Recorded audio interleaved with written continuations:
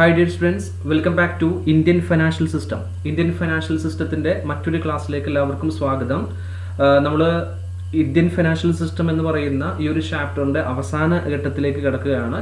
കഴിഞ്ഞ ഒരുപാട് ദിവസങ്ങളായിട്ട് നമ്മൾ ഡിസ്കസ് ചെയ്യുന്നത് ഇന്ത്യൻ ഫിനാൻഷ്യൽ സിസ്റ്റത്തിന്റെ ഒരു പ്രധാനപ്പെട്ട ഒരു എലമെന്റ് ആയിട്ടുള്ള ഇന്ത്യൻ മണി മാർക്കറ്റിനെ കുറിച്ചായിരുന്നു. മണി മാർക്കറ്റിന്റെ ഇൻസ്ട്രുമെന്റ്സുകൾ, അതുപോലെ തന്നെ മാർക്കറ്റ് സ്ട്രക്ചറുകൾ, ഇങ്ങനെയൊക്കെ നമ്മൾ ഡിസ്കസ് ചെയ്തിട്ടുണ്ട്.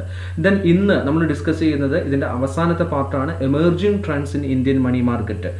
ഇന്ത്യൻ മണി മാർക്കറ്റിന്റെ ആ ഒരു ഡെവലപ്മെന്റിന് വേണ്ടിയിട്ട് RBIയും അതുപോലെ തന്നെ ബാങ്കുകളും ഫിനാൻഷ്യൽ ഇൻസ്റ്റിറ്റ്യൂഷൻസും ഡിഫറെൻ്റ് ആയിട്ടുള്ള കമ്മിറ്റികളും ഒക്കെ കണ്ടെത്തിയിട്ടുള്ള അല്ലെങ്കിൽ അവർ ഡെവലപ്പ് ചെയ്തിട്ടുള്ള കുറച്ച് ട്രെൻഡുകളെ കുറിച്ചാണ് നമ്മളിവിടെ ഡിസ്കസ് ചെയ്യുന്നത്. So first one, integration of organised money market. Money market നമ്മൾ പറയാം, ഓർഗനൈസ്ഡ് മണി മാർക്കറ്റ് ഉണ്ട്, അതുപോലെ തന്നെ അൺഓർഗനൈസ്ഡ് മണി മാർക്കറ്റ് ഉണ്ട്. നമ്മൾ ഇതിന്റെ കോമ്പോണൻസിൽ പറഞ്ഞിട്ടുണ്ടായിരുന്നു അല്ലെ. മണി മാർക്കറ്റ് നമ്മൾ ഓർഗനൈസ്ഡ് ആയിട്ടും അൺഓർഗനൈസ്ഡ് ആയിട്ടുള്ള പാർട്ടീസും ഒക്കെ വരുന്നുണ്ട്. സോ ഈ ഇന്ത്യൻ മണി മാർക്കറ്റിന്റെ ഡെവലപ്മെന്റിന് വേണ്ടിയിട്ട് എന്ത് ചെയ്തിട്ടുണ്ട്, ഓർഗനൈസ്ഡ് മണി മാർക്കറ്റിലേക്ക് ഇന്റഗ്രേറ്റ് ചെയ്യപ്പെട്ടിട്ടുണ്ട്. അൺഓർഗനൈസ്ഡ് സെക്ടറും ഓർഗനൈസ്ഡ് സെക്ടറിലേക്ക് എന്ത് ചെയ്തിട്ടുണ്ട്, ഇന്റഗ്രേറ്റ് ചെയ്തിട്ടുണ്ട് എന്നുള്ളതാണ്. നമ്മൾ ഇതിന്റെ ഒരു ലിമിറ്റേഷനിൽ, ഇന്ത്യൻ മണി മാർക്കറ്റിന്റെ ഒരു ലിമിറ്റേഷനിൽ, ഡിഫക്റ്റിൽ നമ്മൾ പറഞ്ഞിട്ടുണ്ടായിരുന്നു, ഓർഗനൈസ്ഡ് മണി മാർക്കറ്റും അതുപോലെ തന്നെ അൺഓർഗനൈസ്ഡ് മണി മാർക്കറ്റും ഇന്റഗ്രേറ്റ് ചെയ്യുന്നില്ല എന്നുള്ളത് ഒരു പ്രോബ്ലം ആയിട്ട് പറഞ്ഞിട്ടുണ്ടായിരുന്നു. സോ ആ ഒരു പ്രോബ്ലത്തെ ഒഴിവാക്കാൻ വേണ്ടിയിട്ട് പുതിയ ഒരു രീതി എന്നുള്ള ലെവലിൽ എന്ത് ചെയ്തിട്ടുണ്ട്, ഇന്റഗ്രേഷന് വേണ്ടിയിട്ട് ഗവൺമെന്റും അതുപോലെ തന്നെ RBIയും ഒക്കെ അതിന് വേണ്ടിയിട്ടുള്ള ഇനീഷ്യേറ്റീവ്സ് എടുത്തിട്ടുണ്ട് എന്നുള്ളതാണ് ഒന്നാമത്തെ ഒരു പോയിന്റ് ആയിട്ട് പറയുന്നത്. Then next, enlargement of call money market. നമ്മൾ കോൾ മണി മാർക്കറ്റിനെ കുറിച്ച് പരിചയപ്പെട്ട സമയത്ത് നമ്മൾ പറഞ്ഞിട്ടുണ്ടായിരുന്നു, കോൾ മണി മാർക്കറ്റ് അത്രത്തോളം ആക്റ്റീവ് അല്ല ഇന്ത്യയിൽ എന്നുള്ളത്. സോ അതിനെ എൻലാർജ് ചെയ്യുന്നതിന് വേണ്ടിയിട്ട്, അതിനെ ഇംപ്രൂവ് ചെയ്യുന്നതിന് വേണ്ടിയിട്ട് LIC, UTI, GIC, IDBI പോലെയുള്ള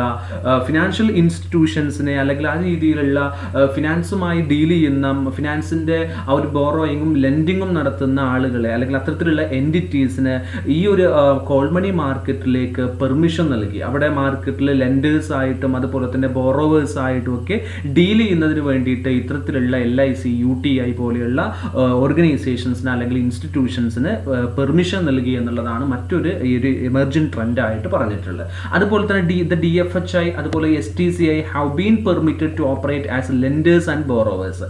ഇന്ത്യൻ കോൾ മണി മാർക്കറ്റിൽ ലെൻഡേഴ്സ് ആയിട്ടും ബോറോവേഴ്സ് ആയിട്ടും വർക്ക് ചെയ്യാനുള്ള പെർമിഷൻ ആർക്കെല്ലാം നൽകി, DFHIക്ക് നൽകി. അതായത് discount finance house of India, അതുപോലെ തന്നെ STCI, securities trading corporation of India, ഇത്തരത്തിലുള്ള ഫിനാൻഷ്യൽ ഇൻസ്റ്റിറ്റ്യൂഷൻസിനും എന്ത് ചെയ്തു, ഇവിടെ ബോറോവേഴ്സ് ആയിട്ടും ലെൻഡേഴ്സുമായിട്ട് വർക്ക് ചെയ്യാനുള്ള പെർമിഷൻ നൽകി. The minimum size of operations for routing transactions has also been gradually reduced from 20 crore to ₹3 crore. അതായത് 20 കോടി എന്നുള്ളതിൽ നിന്ന് 3 കോടിയിലേക്ക് ചുരുക്കി. എന്ത്, മിനിമം സൈസ് ഓഫ് ഓപ്പറേഷന്റെ സൈസ്, അതായത് ഡെയിലി അല്ലെങ്കിൽ അത്തരത്തിലുള്ള ട്രാൻസാക്ഷൻസ് നടക്കുന്നതിന് എന്ത് ചെയ്തു, 20 കോടി എന്നുള്ളതിൽ നിന്ന് 3 കോടിയിലേക്ക് ചുരുക്കി. അതോടുകൂടിയിട്ട് മണി മാർക്കറ്റിലേക്ക് പുതിയ ആളുകൾക്ക്, പുതിയ ഇൻവെസ്റ്റേഴ്സിനൊക്കെ എൻട്രി ചെയ്യാനും കഴിഞ്ഞു എന്നുള്ളത്. സോ നമ്മുടെ കോൾ മണി മാർക്കറ്റിനെ അവർ ഡെവലപ്പ് ചെയ്യുന്നതിന് വേണ്ടിയിട്ടാണ് ഇത്തരത്തിലുള്ള ആക്ഷൻസ് എടുത്തിട്ടുള്ളത്.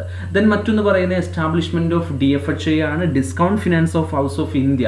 അതായത് ബില്ലുകൾ ഡിസ്കൗണ്ട് ചെയ്യുന്നതിന് വേണ്ടിയിട്ട് അതിന്റെ അക്സെപ്റ്റൻസ് മാർക്കറ്റ് എന്നുള്ള നിലയിൽ 1988 DFHI ഇൻട്രൊഡ്യൂസ് ചെയ്തു, എസ്റ്റാബ്ലിഷ് ചെയ്തു. It is established to augment the secondary market in the money market. Money മാർക്കറ്റിലെ ഒരു സെക്കൻഡറി മാർക്കറ്റ് ആയിട്ട്, എന്താണ് സെക്കൻഡറി മാർക്കറ്റ് എന്ന് പറഞ്ഞാൽ, ഓൾറെഡി ഉള്ള എക്സിസ്റ്റിംഗ് ആയിട്ടുള്ള ഇൻസ്ട്രുമെന്റ്സുകളുടെ സെല്ലിങ്ങും ബൈയിങ്ങും നടക്കുന്ന മാർക്കറ്റിനെയാണ് നമ്മൾ സെക്കൻഡറി മാർക്കറ്റ് എന്ന് പറയുന്നത്. അത്തരത്തിലൊരു സെക്കൻഡറി മാർക്കറ്റിന്റെ ഒരു അഭാവം ഇന്ത്യൻ മണി മാർക്കറ്റിൽ ഉണ്ട് എന്നുള്ളത് നമ്മൾ ഡിഫക്റ്റിൽ പറഞ്ഞിട്ടുണ്ടായിരുന്നു. സോ ആ ഡിഫക്റ്റിനെ ഓവർകം ചെയ്യാൻ വേണ്ടിയിട്ടാണ് DFHI എന്ന് പറയുന്ന ഒരു ഇൻസ്റ്റിറ്റ്യൂഷനെ 1988 ഇൻട്രൊഡ്യൂസ് ചെയ്തിട്ടുള്ളത്. സോ ഇന്ത്യൻ മണി മാർക്കറ്റിന്റെ ഒരു ഡെവലപ്മെന്റിന് ഒരു വലിയ ഒരു മൈൽ സ്റ്റോൺ ആയിട്ട് വന്നിട്ടുള്ള ഒന്നാണ് discount finance house of India. Then next STCI ആണ്. നമ്മൾ നേരത്തെ പറഞ്ഞു അല്ലെ, അതായത് കോൾ മണി മാർക്കറ്റിൽ ലെൻഡിങ്ങും ബോറോയിങ്ങും നടത്താൻ വേണ്ടിയിട്ട് STCIക്ക് പെർമിഷൻ നൽകി എന്നുള്ളത്. സോ RBI 1994 എസ്റ്റാബ്ലിഷ് ചെയ്തിട്ടുള്ള ഒരു ഇൻസ്റ്റിറ്റ്യൂഷനാണ് securities trading corporation of India. ചെയ്യുക. Its objective is to provide secondary market for government securities. Government സെക്യൂരിറ്റീസിന്റെ ഒരു സെക്കൻഡറി മാർക്കറ്റായിട്ട് വർക്ക് ചെയ്യുക എന്നുള്ളതാണ് ഈ STCIയുടെ ഒരു ഒബ്ജക്റ്റീവായിട്ട് പറയുന്നത്. Then the STCI has enlarged the T-bill market and provided an active secondary market for T-bills. T-billsന്റെ treasury bill എന്നുള്ള ഒരു മാർക്കറ്റിൽ സെക്കൻഡറി മാർക്കറ്റ് ആക്റ്റീവായിട്ട് കൊണ്ടുവരുന്നതിന് വേണ്ടിയിട്ട് ട്രഷറി ബിൽസിൻ്റെ ആ ഒരു ബൈയിങ്ങും അതിൻ്റെ സെല്ലിങ്ങും കുറച്ചും കൂടെ ആക്റ്റീവായിട്ട് അതിനെ എൻലാർജ് ചെയ്യുന്നതിന് വേണ്ടിയിട്ട് ഇൻട്രൊഡ്യൂസ് ചെയ്തിട്ടുള്ള ഒന്നാണ് STCI എന്ന് പറയുന്നത്. സോ STCIക്ക് അത് കഴിഞ്ഞു. കാരണം ട്രഷറി ബിൽ എന്ന് പറയുന്നത് ഗവൺമെൻറ് സെക്യൂരിറ്റീസ് ആണ്. അതായത് ഗവൺമെൻറ്റിൻ്റെ പിന്നെ ഷോർട്ട് ടേം ഫണ്ട് റിക്വയർമെൻറ്റ്സിന് വേണ്ടിയിട്ട് government RBI on the behalf of ഗവൺമെൻറ്റിന് വേണ്ടിയിട്ട് RBI ഇഷ്യൂ ചെയ്യുന്ന ബില്ലാണ് ട്രഷറി ബിൽ എന്ന് പറയുന്നത്. സോ ഗവൺമെന്റ് സെക്യൂരിറ്റി ആണ് ട്രഷറി ബില്ല്. അപ്പോൾ അത്തരത്തിൽ വരുന്ന ഗവൺമെന്റ് സെക്യൂരിറ്റീസിന്റെ സെക്കൻഡറി മാർക്കറ്റ് എന്നുള്ള നിലയിലാണ് STCI ഇൻട്രൊഡ്യൂസ് ചെയ്തിട്ടുള്ളത് in 1994. Then next introduction of new instrument ആണ്. അപ്പോൾ നമ്മൾ ഇത്രയും പറഞ്ഞത്, ഇനിയും ഒരുപാട് കാര്യങ്ങൾ ഇതിലേക്ക് വരുന്നുണ്ട്. ഞാൻ വളരെ കുറച്ച് ഫാസ്റ്റായിട്ട് പോകുന്നുണ്ട്. എനിവേ നമ്മൾ മുമ്പേ പറഞ്ഞ പല കാര്യങ്ങളാണ്.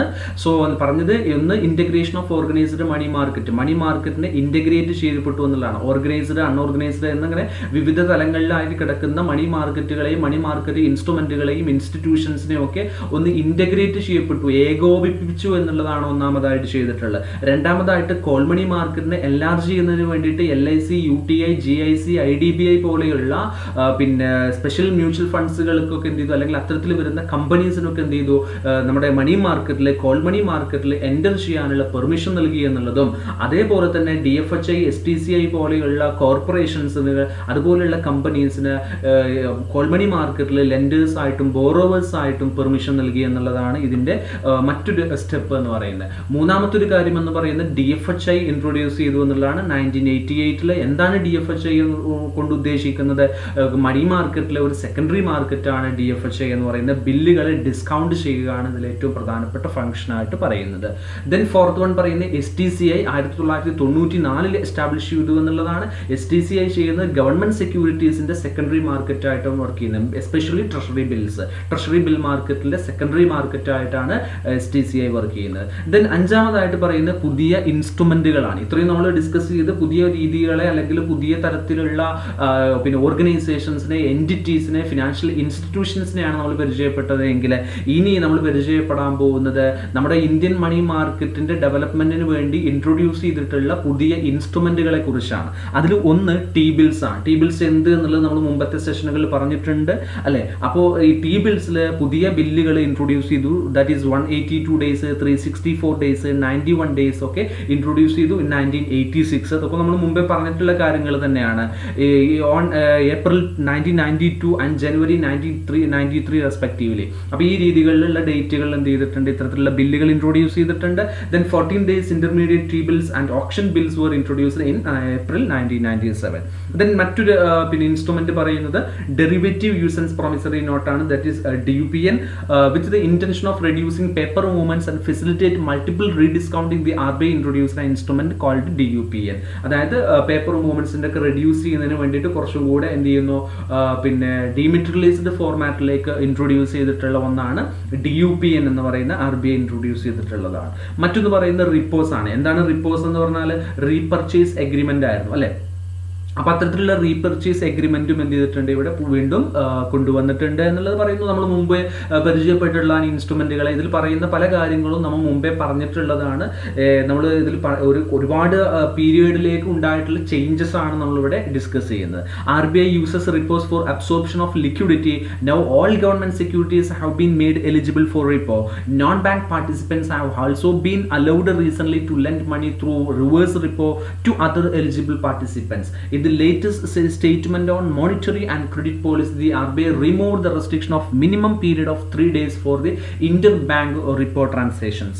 അതായത് റിപ്പോസിൽ കൊണ്ടുവന്നിട്ടുള്ള ചേഞ്ചസ്, അതായത് നമ്മുടെ ഈ മണി മാർക്കറ്റിന്റെ ഡെവലപ്മെന്റിന് വേണ്ടിയിട്ട് റിപ്പോസ് എന്ന് പറയുന്ന ആ ഒരു ഇൻസ്ട്രുമെന്റിൽ കൊണ്ടുവന്നിട്ടുള്ള ചേഞ്ചസ് ആണ് ഇവിടെ പറയുന്നത്. അതിൽ ഒന്ന്, നോൺ ബാങ്ക് പാർട്ടിസിപ്പൻസിന് എന്ത് ചെയ്യാൻ തുടങ്ങി, റിപ്പോകളിൽ പാർട്ടിസിപ്പേറ്റ് ചെയ്യാൻ തുടങ്ങി, അതിനുള്ള പെർമിഷൻ നൽകി എന്നുള്ളതാണ് ഒന്നാമത്തെ ഒരു ചേഞ്ച് പറയുന്നത്. അതുപോലെ തന്നെ മറ്റൊന്ന് പറയുന്നത് in the last statement on monetary and credit policy the RBI removed restriction of minimum period of 3 days 3 day എന്നുള്ള മിനിമം പീരീഡ് 3 days എന്നുള്ള ആ ഒരു റെസ്ട്രിക്ഷൻ എന്ത് ചെയ്തു, റിമൂവ് ചെയ്തു എന്നുള്ളതാണ്. For whom, for inter bank report transaction. Inter bank report ട്രാൻസാക്ഷൻസിൽ minimum period 3 എന്നുള്ളതായിരുന്നു, അത് റിമൂവ് ചെയ്തു എന്നുള്ളതാണ്. എനിവേ ഈ റിപ്പോസ് എന്നുള്ള ഈ ഒരു ഹെഡ് കൊണ്ട് ഇവിടെ എക്സ്പ്ലെയിൻ ചെയ്യാൻ ഉദ്ദേശിക്കുന്നത് എങ്ങനെ റിപ്പോസ് നമ്മുടെ മണി മാർക്കറ്റിന്റെ ആ ഒരു ഇംപ്രൂവ്മെന്റിന് വേണ്ടിയിട്ട് എന്ത് കാര്യമാണ് ചെയ്തിട്ടുള്ളത്, എന്ത് ചേഞ്ച് ആണ് റിപ്പോസിൽ കൊണ്ടുവന്നിട്ടുള്ളത്. റിപ്പോസ് എന്ത് എന്നുള്ളത് നമ്മൾ മുമ്പേ പരിചയപ്പെട്ടിട്ടുണ്ട്. സോ എന്ത് റിപ്പോസിൽ എന്ത് ചേഞ്ച് ആണ് മണി മാർക്കറ്റിന്റെ ഡെവലപ്മെന്റിന് വേണ്ടിയിട്ട് ചെയ്തിട്ടുള്ളത് എന്നുള്ളതാണ് ഇവിടെ ഉദ്ദേശിക്കുന്നത്. Okay, then next collateralised borrowing and lending obligation ആണ്, CBLO. As a part of the development of new instrument, ഒരു പുതിയ ഇൻസ്ട്രുമെന്റ് ഡെവലപ്പ് ചെയ്യുക എന്നുള്ളതിന്റെ ഭാഗമായിട്ട് a major initiative pertains to CBLO which was operationalised as a money market instrument through CCIL on January 20, 2003. അതായത് CCIL എന്ന് പറഞ്ഞാൽ clearing corporation of India limited. Clearing corporation of India limited. അപ്പോൾ clearing corporation of India ലിമിറ്റഡിന്റെ ഹെൽപ്പോട് കൂടിയിട്ട് അല്ലെങ്കിൽ ആ ഒരു ഓർഗനൈസേഷനിലൂടെ Indian money മാർക്കറ്റിലേക്ക് ഓപ്പറേറ്റ് ചെയ്യപ്പെട്ടിട്ടുള്ള ഇന്ത്യൻ മണി മാർക്കറ്റിൽ ഫംഗ്ഷൻ ചെയ്യുന്ന ഒരു ഇൻസ്ട്രുമെന്റ് ആണ് കൊളാറ്ററലൈസ്ഡ് ബോറോയിങ് ആൻഡ് ലെൻഡിങ് ഒബ്ലിഗേഷൻ എന്ന് പറയുന്ന ഇൻസ്ട്രുമെന്റ്. അപ്പോൾ ഇതൊരു പുതിയ ഇൻസ്ട്രുമെന്റ് ആയിട്ട് 2003 ജനുവരി 20 ഇൻട്രൊഡ്യൂസ് ചെയ്തിട്ടുണ്ട് എന്നുള്ളതാണ് പറയുന്നത്. ഓക്കെ, സോ ഇതും നമ്മുടെ മണി മാർക്കറ്റിന്റെ ഡെവലപ്മെന്റ് ആണ് ഇവിടെ ഉദ്ദേശിക്കുന്നത്. Then next money market mutual funds ആണ്. ഇത് ഓൾറെഡി നമ്മൾ മുമ്പേ പറഞ്ഞിട്ടുള്ളതാണ്, MMFs അല്ലെ. It is where introduced in India in April 1991 to provide an additional short term avenue to investors and to bring money market instrument within the reach of individuals. ഓരോ common ഇൻഡിവിജ്വൽസിനും പബ്ലിക്കിലേക്കും കൂടുതൽ money market ഇൻസ്ട്രുമെന്റ്സുകളെ കുറിച്ച് പരിചയപ്പെടുത്തുന്നതിനും money market ഇൻസ്ട്രുമെന്റ്സുകളെ reach എത്തിക്കുന്നതിന് വേണ്ടി അല്ലെങ്കിൽ അതിൻ്റെ ആ ഒരു പിന്നെ അവർക്ക് അത്തരത്തിലുള്ള ഒരു ഓപ്പർച്യൂണിറ്റി നൽകുന്നതിന് വേണ്ടി യൂസ് ചെയ്യുന്ന ഒരു മാർക്കറ്റാണ് അല്ലെങ്കിൽ ഇൻസ്ട്രുമെന്റ് ആണ് മണി മാർക്കറ്റ് മ്യൂച്വൽ ഫണ്ട്സ് എന്ന് പറയുന്ന 1991 സ്റ്റാർട്ട് ചെയ്തിട്ടുള്ളത്. സോ ഇത്രയാണ് ഇതിലെ ഒരു പുതിയ ഇൻസ്ട്രുമെന്റ്സുകളായിട്ട് ഇൻട്രൊഡക്ഷൻ ഓഫ് ന്യൂ ഇൻസ്ട്രുമെന്റ്സ് എന്നുള്ള ലെവലിൽ നമ്മൾ പരിചയപ്പെടുന്നത്. സോ ഇതിൽ പല കാര്യങ്ങളും നമ്മൾ മുമ്പേ പറഞ്ഞിട്ടുള്ളതാണ്. എനിവേ പുതിയ 1-2 ഇൻസ്ട്രുമെന്റ്സുകൾ കൂടെ ഇവിടെ പരിചയപ്പെടുന്നുണ്ട്. Then next 6th one, offers market rates of interest. The ceiling rates are abolished to popularise money market instrument. Call money rate, interbank rate etcetera have been freed from May 1, 1989. 1989 മെയ് 1 മുതൽ ഇൻസ്ട്രുമെന്റുകൾക്ക് മുകളിലുണ്ടായിരുന്ന റേറ്റിന്റെ സീലിംഗ്, ആ ceiling abolish ചെയ്തു. Means ആ ceiling എടുത്തു കളഞ്ഞു എന്നുള്ളതാണ് ഒരു ചേഞ്ച് ആയിട്ട് പറയുന്നത്. വളരെ ഇമ്പോർട്ടൻ്റ് ആയിട്ടുള്ള ഒരു ചേഞ്ച് ആയിട്ട് പറയുന്നത്. Offers market rates of interest. Market rates ഇൻട്രസ്റ്റിൽ എന്ത് ചെയ്യാണ്, റേറ്റ്സ് ഓഫ് ഇൻട്രസ്റ്റിൽ മാർക്കറ്റ് ഫോഴ്സസ് ആണ് എന്ത് ചെയ്യുന്നത്, ഇപ്പോൾ ഇൻട്രസ്റ്റ് റേറ്റുകളെ ഡിറ്റർമൈൻ ചെയ്യുന്നത് എന്നുള്ളതാണ്. അതായത് നമ്മൾ പിന്നെ ട്രഷറി ബില്ലിന്റെയും കൊമേഴ്ഷ്യൽ ബില്ലിന്റെയും ഒക്കെ അതിന്റെ ഇൻട്രസ്റ്റ് റേറ്റുകൾ പറഞ്ഞിട്ടുണ്ടായിരുന്നു അല്ലെ. ഇപ്പം ഡിസ്കൗണ്ട് ചെയ്യുന്ന സമയത്ത് ടി ബില്ല് ഡിസ്കൗണ്ട് ചെയ്യുന്ന സമയത്ത് 100 രൂപയുടെ ഒരു ടി ബില്ല് 95 രൂപക്ക് ഡിസ്കൗണ്ട് ചെയ്ത് സെല്ല് ചെയ്യുന്നു എന്ന് പറഞ്ഞാൽ അതിന്റെ റേറ്റ് എത്രയാണ്, 5 രൂപയാണ് അതിൽ നിന്ന് കിട്ടുന്ന റിട്ടേൺ അല്ലെ. ഇത് നമ്മൾ സീലിംഗ് കൊടുക്കുന്നത്, അതായത് മാക്സിമം ഡിസ്കൗണ്ട് ഇത്ര 95 ആണ് മാക്സിമം ഡിസ്കൗണ്ട് എന്നുള്ളത് പറയാ, അതിനെയാണ് നമ്മൾ സീലിംഗ് എന്ന് പറയുന്നത്, സീലിംഗ് റേറ്റ് എന്ന് പറയുന്നത്. അപ്പൊ അത്തരത്തിലുള്ള സീലിംഗ് വെക്കുന്നത് എന്ത് ചെയ്തു, ഒഴിവാക്കി എന്നുള്ളതാണ്. So Indian markets R offering full scope for the play off market forces in determining the interest rate. Interest rate determine ചെയ്യുന്നത് ഇപ്പൊ ആരാണ്, മാർക്കറ്റ് ഫോഴ്സസ് ആണ്. മാർക്കറ്റ് ഫോഴ്സസ് അതിനുള്ള ഫുൾ സ്കോപ്പ് പ്രൊവൈഡ് ചെയ്തു. മാർക്കറ്റ് ഫോഴ്സസ് ഡിറ്റർമൈൻ ചെയ്യുന്നതിന്, അതായത് interest rate determine ചെയ്യുന്നത് market forces ആണ്. അതിനുള്ള ഒരു ഫെസിലിറ്റി ഓഫർ ചെയ്തു മണി മാർക്കറ്റിൽ അല്ലെങ്കിൽ ഇന്ത്യൻ മാർക്കറ്റിൽ. ഏതിലൂടെ, ഇത്തരത്തിൽ സീലിംഗ് റേറ്റ് അബോളിഷ് ചെയ്യുന്നതിലൂടെ. ഇപ്പോൾ മാർക്കറ്റ് ഫോഴ്സ് ആണ് എന്ത് ചെയ്യുന്നത്, ഇൻട്രസ്റ്റ് റേറ്റ് എത്ര ആവണം, 95 ആവണോ, 92 ആവണോ, 2% ആണോ, 3% ആണോ, എത്രയാണ് ഇൻട്രസ്റ്റ് റേറ്റ് എന്നുള്ളത് ഫിക്സ് ചെയ്യുന്നത് മാർക്കറ്റ് ഫോഴ്സസ് ആണ്.